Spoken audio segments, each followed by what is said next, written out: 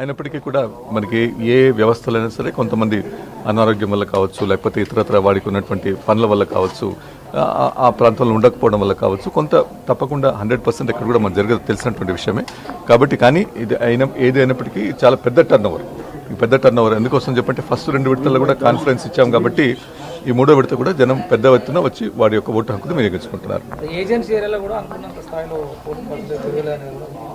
ఇప్పుడు ఏజెన్సీలో కూడా విస్తృతంగా అంటే ప్రచారం అని చెప్పంటే ఓటు వేయమని చెప్పి అందరికీ కూడా తెలియజేయడం జరిగింది.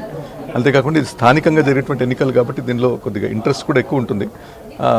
అయినప్పటికీ మిగతా ప్రాంతాలతో పోలిస్తే తప్పకుండా ఏజెన్సీలో ఇప్పుడు కూడా కొద్ది తక్కువనే వస్తుంది. అదే ట్రెండ్ ఇప్పుడు కూడా చూస్తున్నాం.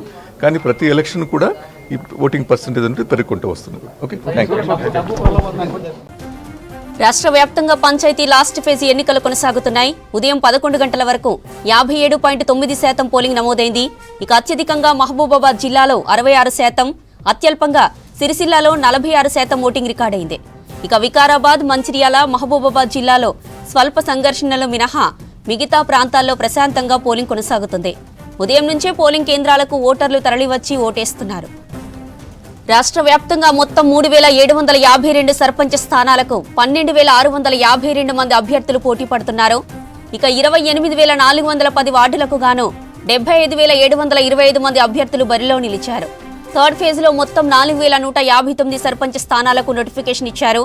ఇందులో 394 పంచాయతీల్లో సర్పంచులు ఏకగ్రీవమయ్యారు. అటు మొత్తం వార్డులలో 7,908 వార్డుల్లో అభ్యర్థులను ఏకగ్రీవంగా ఎన్నుకున్నారు. ఇక 11 సర్పంచ్ స్థానాలకు నామినేషన్లు దాఖలు కాలేదు. 2 గ్రామ పంచాయతీల్లో ఎన్నికలు నిలిపివేశారు ఎలక్షన్ అధికారులు. మనం టెక్నాలజీని సాంకేతికతను వినియోగించడం వల్ల దాదాపు ఒక 10,000 పోలింగ్ స్టేషన్స్ డైరెక్ట్గా ఇక్కడి నుంచి మానిటర్ చేయగలుగుతున్నాం.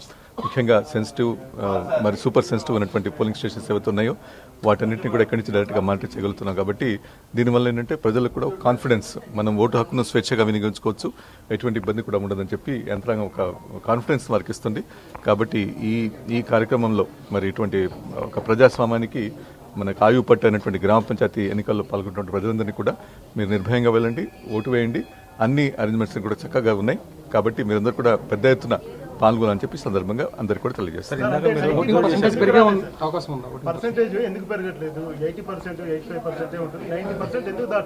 ఇప్పుడు మీరు తెలుసు ఎందుకోసం మన అసెంబ్లీ ఎలక్షన్స్లో, పార్లమెంట్ ఎలక్షన్లు చూస్తుంటాం.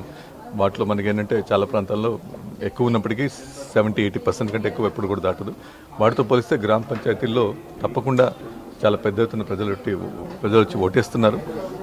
అయినప్పటికీ కూడా మనకి ఏ వ్యవస్థలైనా సరే కొంతమంది అనారోగ్యం వల్ల కావచ్చు, లేకపోతే ఇతరత్ర వాడికి ఉన్నటువంటి పనుల వల్ల కావచ్చు, ఆ ప్రాంతంలో ఉండకపోవడం వల్ల కావచ్చు, కొంత తప్పకుండా 100% ఎక్కడ కూడా మనకు జరగదు తెలిసినటువంటి విషయమే.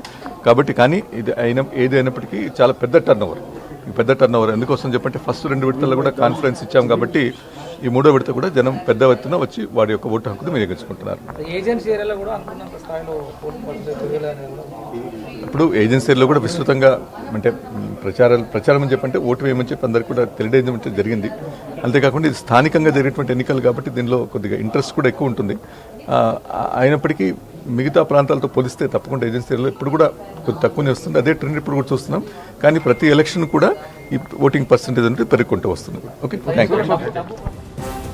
రాష్ట్ర వ్యాప్తంగా పంచాయతీ లాస్ట్ ఫేజ్ ఎన్నికలు కొనసాగుతున్నాయి. ఉదయం 11 గంటల వరకు 57.9% పోలింగ్ నమోదైంది.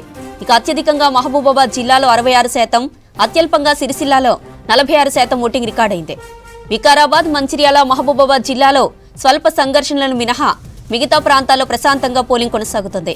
ఉదయం నుంచే పోలింగ్ కేంద్రాలకు ఓటర్లు తరలివచ్చి ఓటేస్తున్నారు. రాష్ట్ర వ్యాప్తంగా మొత్తం 3,752 సర్పంచ్ స్థానాలకు 12,652 మంది అభ్యర్థులు పోటీ పడుతున్నారు. ఇక 28,410 వార్డులకు గాను 75,725 మంది అభ్యర్థులు బరిలో నిలిచారు.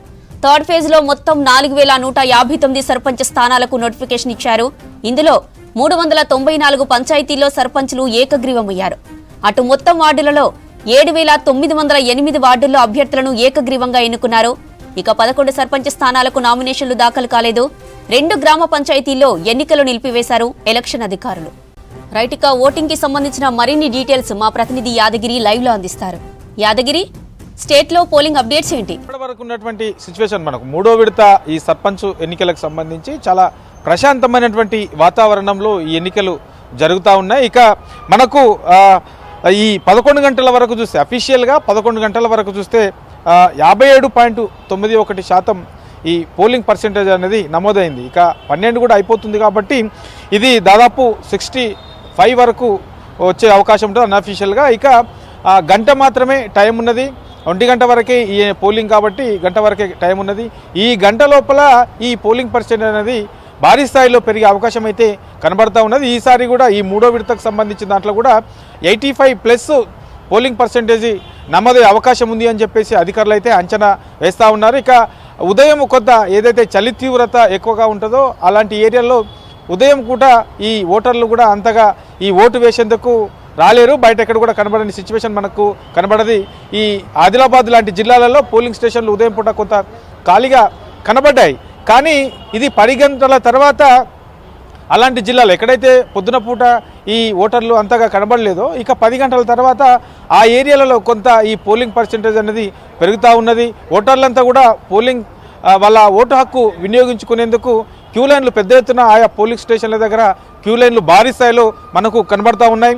ఇక ఇప్పుడున్నటువంటి సిచ్యువేషన్లో ఈ బోధ్ ఆదిలాబాద్ జిల్లా లాంటి ఏరియాలలో ఏ పోలింగ్ స్టేషన్ చూసినా పెద్ద ఎత్తున అక్కడ క్యూ లైన్లు అయితే కనబడతా ఉన్నాయి. ఇక ఎవరైనా ఇన్ టైంలో అంటే మధ్యాహ్నము 1 గంట లోపు ఉన్న వాళ్ళ ప్రతి ఒక్కరికి కూడా ఈ ఓటు హక్కు వినియోగించుకునే విధంగా అవకాశం కల్పిస్తుంది.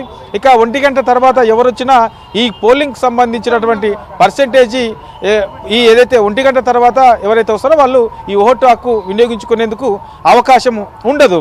ఇది పోలింగ్ సంబంధించినటువంటి సిచ్యువేషన్. ఇక ఏదైతే రాష్ట్ర ఎన్నికల సంఘం కార్యాలయంలో మాసప్ ట్యాంకులోని హెడ్ ఆఫీస్లో ప్రత్యేకంగా ఈ పోలింగ్ పర్సెంటేజీ తర్వాత అక్కడ జరుగుతున్నటువంటి సిచ్యువేషను, ఓటర్లకు ఏర్పాటు చేసినటువంటి సౌకర్యాలు, ఇట్లా అన్నిటి విషయంలో కూడా ప్రత్యేకంగా అక్కడ ఉన్నటువంటి సిచ్యువేషన్ ఏంటి అనేది తెలుసుకునేందుకు ఇక్కడ కంట్రోల్ రూమ్ను కూడా ఏర్పాటు చేశారు. ప్రతి పోలింగ్ స్టేషన్ దగ్గర సీసీ కెమెరాలు అక్కడ అందుబాటులో ఉన్నాయి. సో ఆ సీసీ కెమెరాల ద్వారా పూర్తి స్థాయిలో ఇక్కడి నుంచి ప్రత్యేకంగా అధికారులు కూడా దాన్ని పరిశీలిస్తున్నారు. సో ఎక్కడన్నా చిన్నపాటి సమస్యలు వచ్చినా, చిన్నపాటి సంఘటనలు జరిగే సిచ్యువేషన్ ఉన్నా వాళ్ళని అధికారులను, ఆ లోకల్లో ఉండే అధికారులను వెంటనే ఇక్కడి నుంచే డైరెక్ట్గా హెడ్ ఆఫీస్ నుండి అలర్ట్ చేస్తూ ఉన్నారు. ఇక ఈ 3వ విడతకు సంబంధించి ఇప్పటి వరకు కూడా ఎక్కడ కూడా చిన్నపాటి సంఘటనలు జరగలేదు, చిన్నపాటి ఇష్యూస్ కూడా ఎక్కడ రాలేదు. చాలా ప్రశాంతమైనటువంటి వాతావరణంలో ఈ పోలింగ్ అయితే కొనసాగుతూ ఉన్నది. ఇక ఈ గంట మాత్రమే టైం ఉంది కాబట్టి ఈ గంట లోపలనే భారీ స్థాయిలో ఈ పోలింగ్ శాతం నమోదయ్యే అవకాశం కూడా కనబడతా ఉన్నది. ఇక హెడ్ ఆఫీసులో ఏదైతే ఈ కంట్రోల్ రూమ్ ఏర్పాటు చేశారో ఆ కంట్రోల్ రూమ్కి సంబంధించి కొద్దిసేపటి క్రితమే సిఎస్ రామకృష్ణారావు వచ్చారు. సో అక్కడ ఎట్లాంటి సిబ్బంది ఉన్నారు, అక్కడ అంటే ఈ 3వ విడతకు సంబంధించినటువంటి పోలింగ్ అనేది ఎట్లా కొనసాగుతూ ఉన్నది అనేది డైరెక్ట్గా కంట్రోల్ నుంచి ఆయన పరిశీలించారు సీసీ కెమెరాల ద్వారా. తర్వాత ఇక్కడ ఉన్నటువంటి అధికారులను కూడా అడిగి తెలుసుకున్నారు. సో ఈ ఎట్లా ఉన్నది, ఎట్లా కొనసాగుతూ ఉన్నది ఏంటి అనేది సంబంధించి కూడా తెలుసుకున్నారు. తర్వాత ఆల్రెడీ ఇప్పుడే డీజీపీ కూడా సో ఈ ఏదైతే కంట్రోల్ రూమ్ ఏర్పాటు చేశారో మాసప్ ట్యాంకులోని రాష్ట్ర ఎన్నికల సంఘంలో అక్కడ పరిశీలించేందుకు డీజీపీ కూడా ఇప్పుడే వచ్చారు. సో అక్కడ మొత్తం ప్రశాంతంగా ఎట్లా జరుగుతూ ఉన్నది 3వ విడతకు సంబంధించి కాబట్టి ఇక ఇది తుది విడతకు సంబంధించినటువంటి ఎన్నికలు, పంచాయతీలకు సంబంధించి ఇక 3వ విడత అంటే ఇక ఇవల్లే ఇది తుది విడతకు సంబంధించింది కాబట్టి ఎక్కడ కూడా ఇబ్బందులు కాకుండా చిన్నపాటి సమస్యలు క్రియేట్ కాకుండా చాలా ప్రశాంతమైనటువంటి వాతావరణంలో ఎన్నికలు జరిగే విధంగా అటు భద్రతా విషయంలో కానివ్వండి, ఇటు పోలింగ్ సిబ్బంది కానీ ఎక్కడ కూడా ఎలాంటి సమస్యలు క్రియేట్ కాకుండా చాలా ప్రశాంతమైనటువంటి వాతావరణంలో ఈ ఎన్నికలు అయితే కొనసాగుతూ ఉన్నాయి. ఇక కొద్దిసేపటి క్రితమే సిఎస్ రామకృష్ణారావు వచ్చి ఇక్కడ జరుగుతున్నటువంటి సిచ్యువేషన్, తర్వాత రాష్ట్ర వ్యాప్తంగా ఈ పోలింగ్ ఎట్లా నమోదవుతుంది, ఎక్కడెక్కడ ఎట్లాంటి సిచ్యువేషన్ ఉన్నది, ఏ జిల్లాలో ఇప్పటి వరకు ఎంత పోలింగ్ పర్సెంటేజ్ నమోదైంది, ఇట్లా ఓవరాల్గా వాటన్నిటికి సంబంధించినటువంటి విషయాలు కూడా ఇక్కడ ఉన్నటువంటి అధికారులను అడిగి తెలుసుకున్నారు. సీసీ కెమెరాల ద్వారా ఎట్లా పరిశీలన చేస్తూ ఉన్నారు, ఏ జిల్లాలో ఎట్లాంటి సిచ్యువేషన్ ఉన్నది, సో ఎక్కువగా ఎక్కడ ఈ క్యూ లైన్లు ఉన్నాయి, మరి 1 గంట లోపు పూర్తి స్థాయిలో ఓటు హక్కు వినియోగించుకునేందుకు వాళ్ళందరూ కూడా ఇన్ టైంలో పోలింగ్ కేంద్రంలో ఉండాలి కాబట్టి దానికి సంబంధించి ఎట్లాంటి జాగ్రత్తలు తీసుకుంటున్నారు, ఇట్లా అన్నిటి విషయాలలో కూడా సిఎస్ రామకృష్ణారావు ఇక్కడ ఉన్నటువంటి అధికారులను అడిగి తెలుసుకున్నారు. ఇక డీజీపీ కూడా ఇప్పుడే వచ్చారు కాబట్టి అక్కడ కంట్రోల్ రూమ్లో ఏర్పాటు చేసినటువంటి సీసీ కెమెరాల ద్వారా ఆయన కూడా పరిశీలించి ఎక్కడెక్కడ ఎలాంటి సిచ్యువేషన్ ఉన్నది.